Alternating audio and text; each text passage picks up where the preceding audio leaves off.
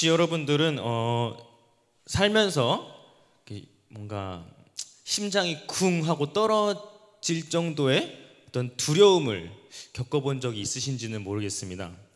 전 살면서 딱 한 번 그런 적이 있었던 것 같아요. 그게 한 10년 전인데 10년은 안 됐을 것 같아요. 군대에서 이제 자대 배치를 받을 때였는데 한창 훈련소에서는 이제 자대가 어디가 힘든지 어디가 좀 덜 힘든지 이게 소문이 막 나 있는 상태였어요. 저는 이제 거기서 이제 훈련소 안에서 소문이 듣기로는 이사단, 그러니까 강화도에서 훈련 받고 그 강화도에 있는 자대가 제일 힘들다, 이게 공공연하게 퍼져 있었던 거예요. 그 중에서도 강화도에서도 제일 북단, 그 북한이랑 가장 가까운 그 자대가 진짜 지옥 같은 자대다, 이렇게 얘기를 하고 있는 거예요. 그래서 이제 훈련소에서는 이제 1사단과 2사단밖에 나눠지지가 않았어요, 저희는. 그래서 1사단은 포항, 2사단은 이제 강화도였는데, 그래도 2사단 강화도만 안 걸리면 되겠다 싶어서 결과를 봤는데 저 화면에 2사단에 이용재 이렇게 떠 있는 거예요. 와, 그때 제가 너무 무서웠어요. 왜냐하면 군대 특성상 저런 데 가면 내가 또 얼마나 고통받고 힘들까. 근데 더한 것은 뭐냐면은 강화도에 가서 거기서도 이제 뿔뿔이 흩어지거든요. 근데 거기 가서도 제일 북단만 안 걸리면 좋겠다라고 했는데 아니나 다를까 제가 가장 북단으로 떨어진 거예요. 그래서 동기들이 저한테 다 그랬어요. 야, 용재야, 너 어떡하냐? 너 21개월 어떻게 버틸래? 제 예상대로 갔는데 굉장히 험악하고 예상대로 소문에서 들었던 것처럼 그런 상황들이 눈앞에 펼쳐졌었어요. 저는 살면서 이때가 가장 두렵고 심장이 쿵 하고 떨어질 만한 그런 상황이었던 것 같아요. 오늘 예레미야가 하나님한테 이제 소명을 받고 약간 이런 마음이 아니었을까 생각을 해봅니다. 오늘 1장 보면은 예레미야가 하나님께 소명을 받습니다. 어떤 사명을 받냐면은 이 죄악 가득한 유다 왕국에 너가 하나님의 심판이 임할 것이라는 것을 선포해라 라는 사명을 받아요. 그래서 예레미야가 그 이야기를 듣고 어떻게 대답을 하냐? 예레미야 1장 6절 우리 같이 읽어볼까요? 시작. 내가 이르되 슬프도소이다. 주 여호와여 보소서, 나는 아이라 말할 줄 알지 못하나이다 하니. 아멘. 이 말은 예레미야가 느끼는 두려움과 막막함을 단적으로 드러나는 말입니다. 이러한 슬프도소이다라는 이 말은 구약에서도 여러 번 사용되는데 대표적으로 사사기 11장 35절에서 나오는데 같이 읽어보도록 하겠습니다. 시작. 입다가 이를 보고 자기 옷을 찢으며 이르되 어찌할꼬 내 딸이여. 여기까지 읽어보도록 하겠습니다. 여기서 나오는 슬프도소이다가 사사기 11장에서 나오는 입다가 자기 옷을 찢으며 이르되 어찌할꼬, 이 어찌할꼬랑 같은 단어예요. 입다가 이 어찌할꼬란 단어를 왜 썼냐? 여러분들도 아시겠지만 사사기 11장에서 입다가 어떤 일을 합니까? 무력으로 암몬 족속을 제압합니다. 그리고 승리를 이룰 때 제일 먼저 자신을 영접하는 자를 여호와께 번제로 드리겠습니다 라고 서원을 해요. 근데 그래서 승리를 한 다음에 집으로 돌아갔더니 나를 영접하러 온 자가 누구였던 거예요? 자기 딸이었어요. 대를 이을 수도 없는 자기 딸이었습니다. 그때 입다가 이렇게 고백을 한 거예요. 어찌할꼬 내 딸이여. 얼마나 참담한 현실입니까? 또 얼마나 두렵겠습니까? 그리고 예레미야는 그 다음에 뭐라고 말을 하냐면은 나는 아이라, 나는 아이라서 말할 수가 없습니다 라고 고백을 합니다. 여기서 아이라는 것은 예레미야가 진짜 내가 아이라서, 내가 진짜 애기라서 말을 못해요 라는 말이 아니죠. 그만큼 힘이 없고 그 죄악 가득한 그 유다 땅에 그 많은 백성들 앞에서 내가 너무나도 연약하고 두렵다라는 것을 표현한 것입니다. 더군다나 그들이 두려운 것을 떠나서 더군다나 하나님의 말씀을 내가 이 입으로 전해야 된다라는 그 두려움에 휩싸였습니다. 저는 이것을 보면서 예레미야는 하나님이 함께 해주시겠다고 하고 또 하나님이 직접 사명을 주셨는데도 불구하고 뭐가 그렇게 두려웠을까라는 고민을 많이 하게 됐어요. 하나님께서 예레미야에게 전하라고 한 말씀은 그 땅에 평화가 있을 것이라고 전하라고 하는 것이 아니라 이 땅에 재앙이 있을 것이다라고 재앙을 전하라고 이야기를 하셨어요.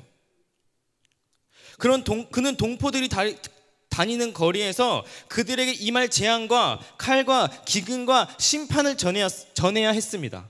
너희는 지금 죄악에서 돌이켜서 하나님께로 돌아와라.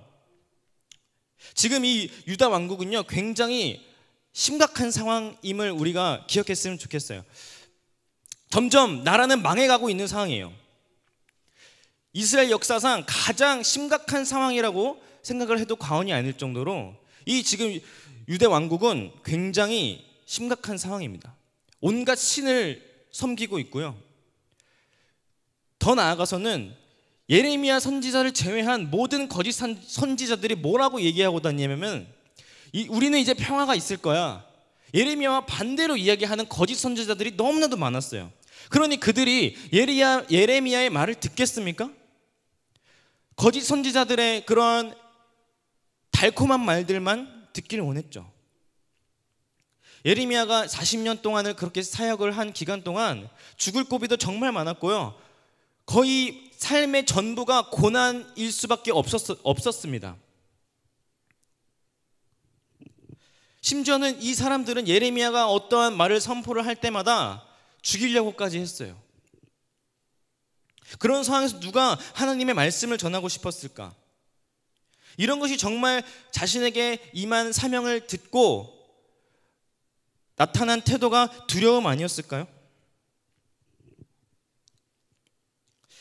예레미야의 사역은 대체로 사람들에게 계속 거절당했고 육체적으로 고난도 당했고 하나님께 불순종하는 백성에게 선포해야 하기 때문에 그만큼 고뇌도 많았을 것입니다. 더 나아가서는 그 말이 자신의 말이 아니라 하나님의 말씀을 내 입으로 전해야 된다라는 그런 두려움도 있었을 것입니다. 그러면서 다시 한번 생각을 해봤어요. 예레미야가 두려워하는 이유가 그 사람들 때문에도 있겠지만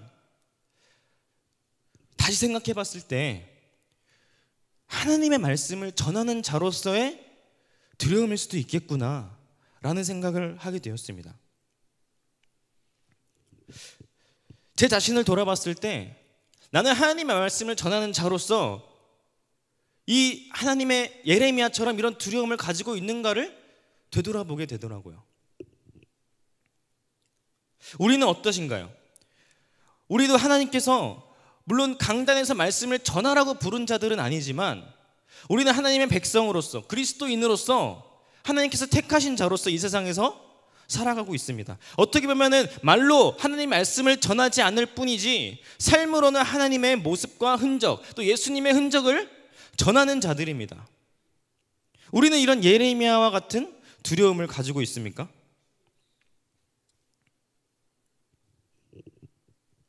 하나님께서는 우리와 함께 하시겠다라고 하고 예레미야와 함께 하시겠다라고 했는데 우리도 교회에 처음 나와 예수님을 믿을 때 어떤 마음이었습니까? 하나님을 믿고 예수님을 영접하면은 내 삶에선 고난이 없어질 거야. 건강이 회복되겠지. 모든 것이 회복되겠지. 물론 맞죠. 아프면 아팠지 더 아픈 상황은 없을 거야. 그렇지만 예레미야의 삶을 보면요. 삶은 좋아지기는커녕 점점점 나빠졌습니다. 여기서 우리가 한 가지 초점을 맞춰야 될 부분이 무엇이냐면 우린 그렇게 사명을 가진 자로서 세상에서 우리에게 주는 고난과 환난에만 집중하고 있지는 않은가? 더 나아가서는 하나님이 우리를 부르시고 택하신 이유가 분명히 있을 텐데, 또 우리의 삶으로서 하나님의 역사와 예수님의 흔적을 나타내며 살아야 할 사명자임에도 불구하고 지금 나에게 임한 상황과 고난과 어려움만 생각하면서 그런 하나님의 모습을 나타내야 하는 그 두려움을 잊어버리진 않았는지 다시 한번 우리가 되돌아봤으면 좋겠습니다. 그런 우리에게 예레미야는 고난 속에서 끝까지 하나님의 사명을 이루어낸 선지자로서 롤모델이 되곤 합니다. 이러한 상황에서 우리는 어떠한 마음을 가지는 것이 중요한지, 더 나아가서는 이런 자에게 임하는 하나님의 성품은 어떠한 분이신지를 우리가 같이 알아보기를 소망합니다.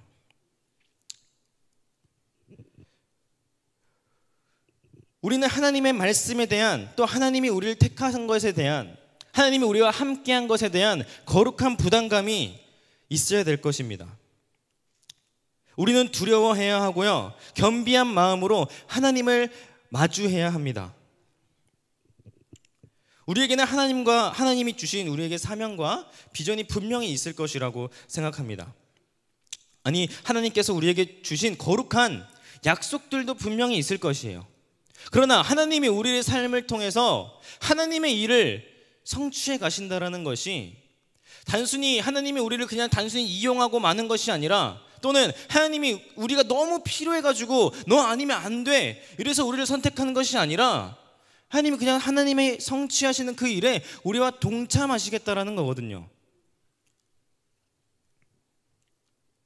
그런 과정에서 우리는 그러한 하나님의 거룩하심과 함께 동참하는 자로서 하나님을 향한 두려움이 우리는 있어야 된다는 거예요.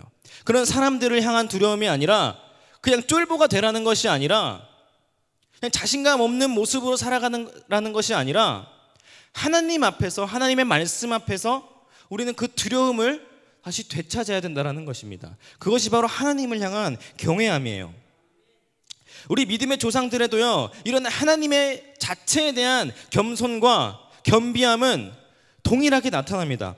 우리 출애굽기 4장 10절에 보면은 모세도 이런 고백을 해요. 출애굽기 4장 10절 같이 읽어보도록 하겠습니다. 모세가 여호와께 아뢰되, 오 주여, 나는 본래 말을 잘하지 못하는 자이다.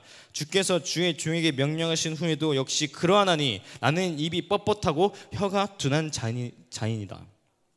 이사야에서도 이런 고백을 합니다. 이사야 6장 5절 보시면, 그때 내가 말하되 화로다 나하여 망하게 되었도다. 나는 입술이 부정한 사람이요, 나는 입술이 부정한 백성 중에 거주하면서 만군의 여호와이신 왕을 배웠음이로다 하였더라.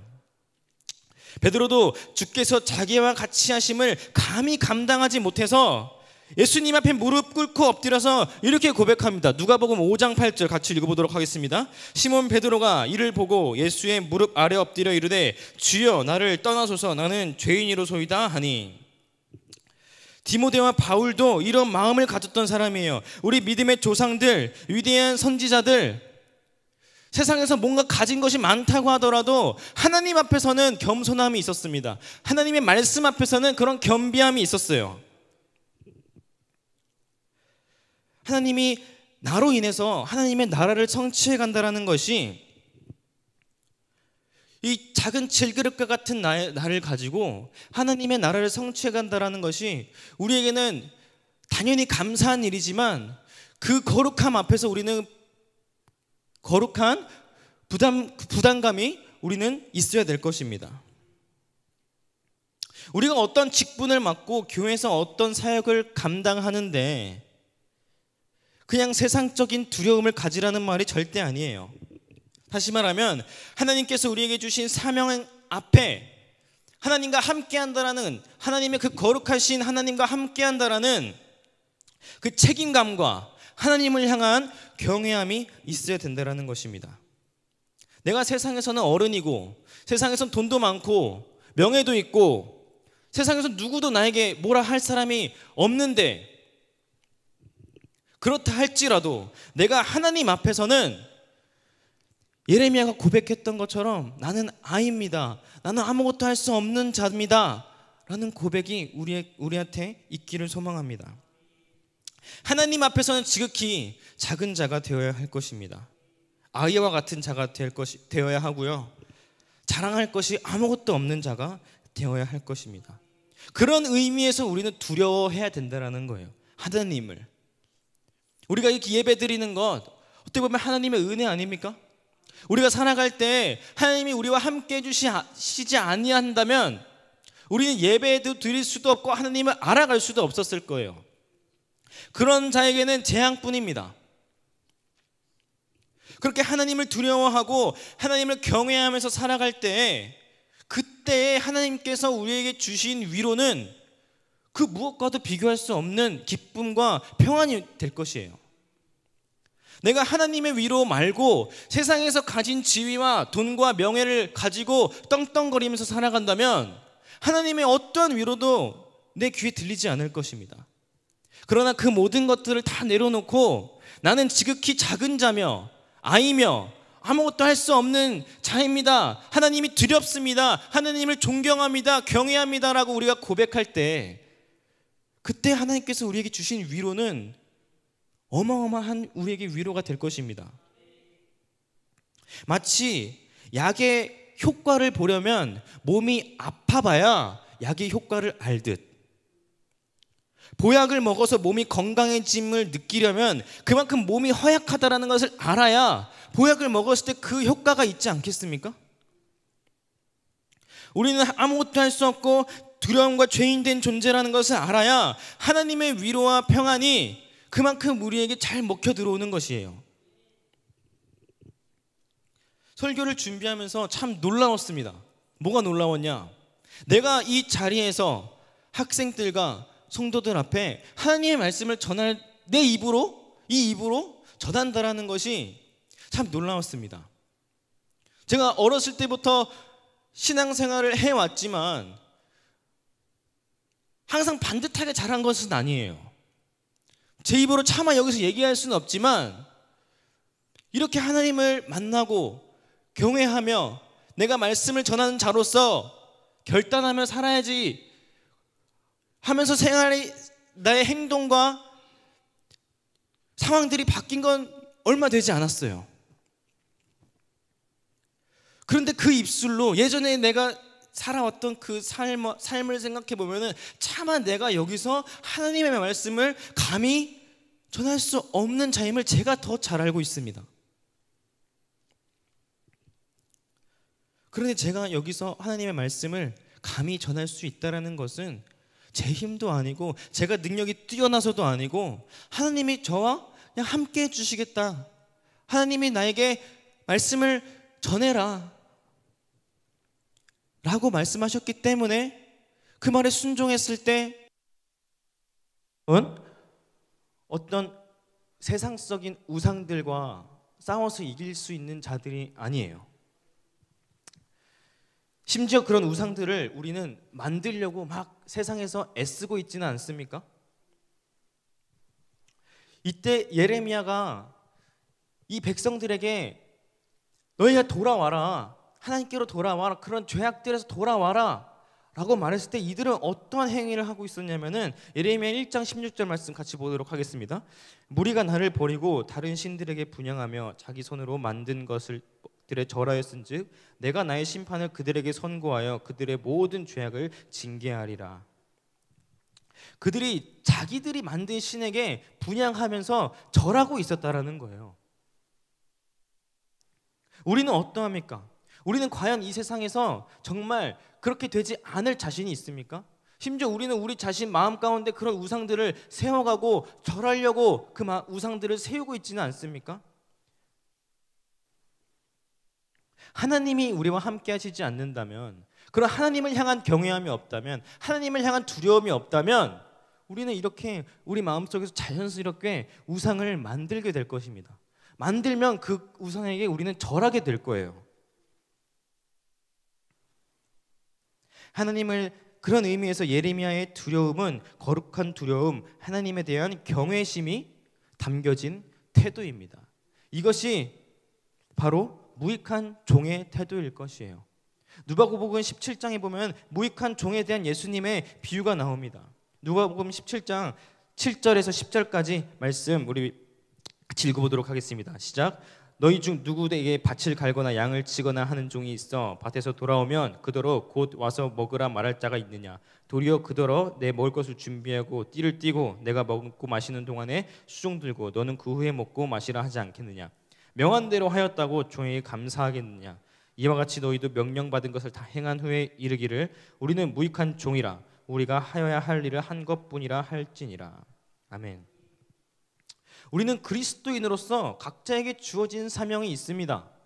하나님께서 우리를 부르신 이유가 있을 것이고 우리는 세상에서 살아가면서 하나님의 흔적, 세상의 빛과 소금 또는 전도하라는 그러한 사명들을 부여받았습니다. 그래서 감당해야 할 일들이 많아요.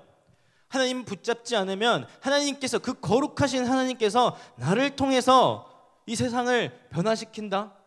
더 나아가서는 하나님의 나라를 나와 함께 성취한다. 이것은 어떻게 보면 하나님께서 우리와 함께 하시겠다라는 명령입니다. 우리는 그 명령에 따랐을 때 당연히 우리는 하나님의 명령에 따라야 되는 거예요. 당연한 거예요. 전도를 하고 우리가 교회에 와서 무언가를 섬기는 것은 내가 자랑할 게 하나도 없다라는 겁니다.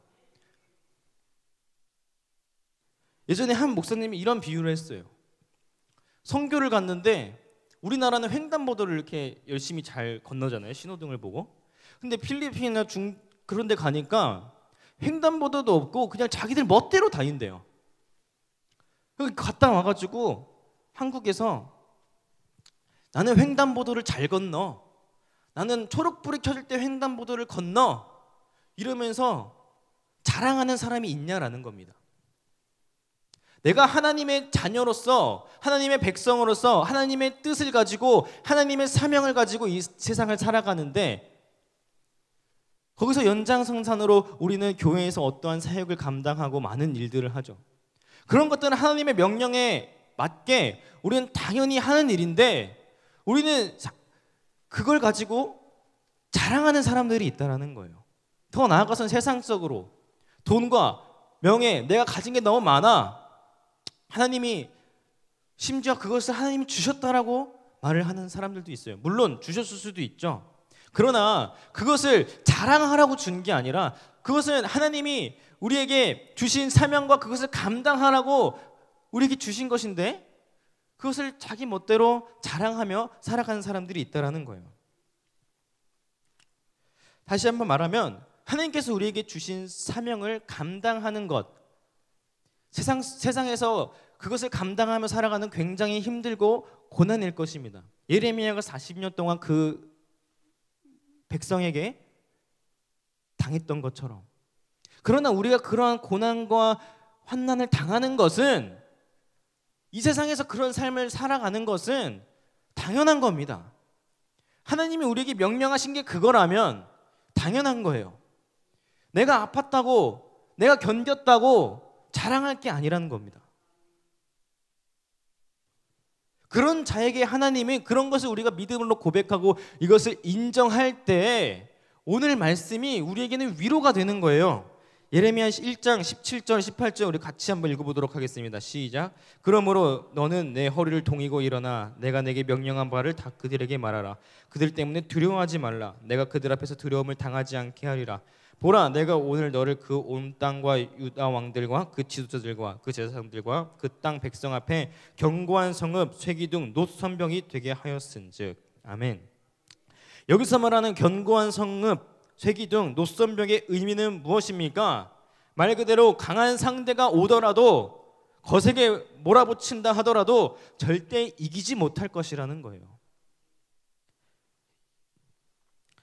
다시 말하면 이 말은 우리에게 강한 상대가 온다라는 겁니다. 거세게 밀어붙일 거라는 거예요. 이 세상을 살아가면 우리의 삶을 뒤흔들 것들이 너무나도 많을 거라는 거예요. 없을 거라고 이야기하는 것이 아닙니다. 그러나 하나님은 우리에게 어떻게 되게 해주시겠다고요? 견고한 성읍과 쇠기둥과 놋성벽이 되게 하시겠다고. 절대 무너지지 않게 하시겠다고. 왜? 하나님이 우리와 함께 하시니까. 하나님이 우리와 함께 하신다면 절대 무너지지 않습니다. 고난은 오고 상대는 거세게 몰아붙일 것이에요. 그러나 절대 무너지지 않을 것입니다. 예레미야의 삶은 그랬습니다. 그의 삶은 하나님이 함께 하셨지만 삶의 고난은 계속 짊어진 상태였습니다. 당대에는 그 누구도 예레미야의 삶을 이해하지 못했어요. 왜 그렇게 저렇게 고난을 당하면서 저렇게 살아가는 걸까? 그러나 그는 오직 무익한 종으로서 하나님의 사명을 감당했습니다. 두렵고 혼란스럽고 힘들었지만 순종하면서 그 고난의 길을 걸어갔어요. 오늘 예레미야의 그 소명장을 통해서 하나님께서 우리에게 말씀하시는 것은 단 하나입니다. 우리는 무익한 종의 정체성을 가져라는 것이에요. 하나님이 우리와 함께 하시니까 이 세상을 살아가면서 고난과 고통의 연속일지라도 그런 종의 고백이 있을 때 하나님께서는 우리에게 그 어떤 위로와 평안이 함께 하시겠다라는 겁니다. 하나님이 함께 하신다면 절대 무너지지 않습니다. 신명기 2장 7절 말씀 우리 같이 읽어보도록 하겠습니다. 시작. 내 하나님 여호와께서 내가 하는 모든 일에 내게 복을 주시고 내가 이 큰 광야에 두루 다님을 알고 내 하나님 여호와께서 이 40년 동안을 너와 함께 하셨으므로 내게 부족함이 없었느니라 하시기로. 아멘. 하나님은 우리가 고통 가운데 신음하고 있는 것을 다 알고 계십니다.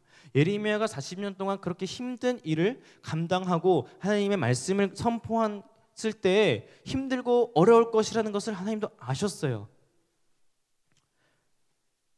우리가 무익한 종으로서 이 세상에서 감당해야 할 일들 또는 지금 이 고난 감당해야 할 것들을 하나님께서는 다 알고 계십니다.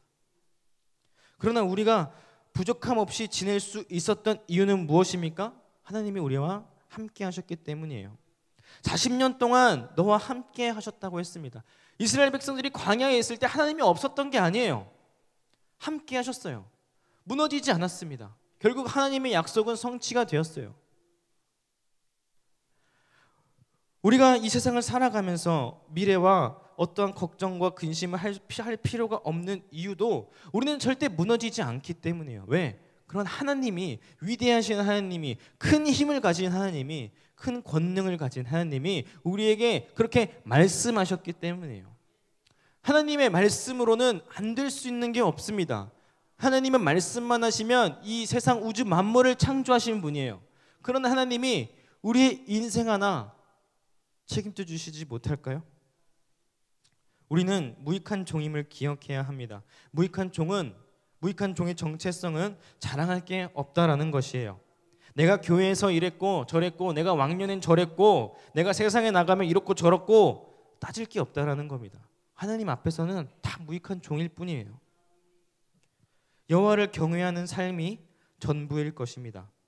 그리고 그런 하나님, 위대하신 하나님, 큰 권능의 하나님, 이스라엘 백성들이 40년 동안 광야에 있었지만 그 가운데에도 함께 하셨던 그 하나님을 우리가 아는 것이 전부예요. 아는 것이. 그것을 알아갈 때 하나님은 그 무익한 종을 보고 기뻐하신다고 말씀하십니다. 예레미야 9장 23절 24절 같이 읽어보도록 하겠습니다. 시작. 여호와께서 이와 같이 말씀하시되 지혜로운 자는 그의 지혜를 자랑하지 말라. 용사는 그의 용맹을 자랑하지 말라. 부자는 그의 부함을 자랑하지 말라. 자랑하는 자는 이것으로 자랑할지니 곧 명철하여 나를 아는 것과 나 여호와는 사랑과 정의와 공의를 행하는 땅에 행하는 자인 줄을 깨닫는 것이라. 나는 이 일을 기뻐하노라. 여호와의 말씀이니라. 아멘. 하나님은 무엇을 기뻐한다고요? 하나님을 깨닫는 것. 어떤 하나님이냐? 사랑의 하나님, 공의의 하나님, 정의의 하나님임을 깨닫는 것. 우리와 함께 하시는 하나님을 우리가 알고 경외하고 두려워하고 존중하는 것. 그것이 우리 무익한 종으로서 이 세상을 살아갈 때의 정체성입니다. 우리는 무익한 종임을 기억하시기 바랍니다. 하나님을 경외하고 하나님이 우리와 함께 하신다라는 것이 우리에게 얼마나 두려운 일인지 하나님을 두려워할 줄 아는, 경외할 줄 아는 우리가 되기를 소망합니다. 그래서 그러한 하나님이 하나님을 더욱더 알아가며 그것을 알아가는 것이 하나님의 기쁨이 된다라는 그 사실을 우리가 기억하기를 바랍니다. 기도하겠습니다.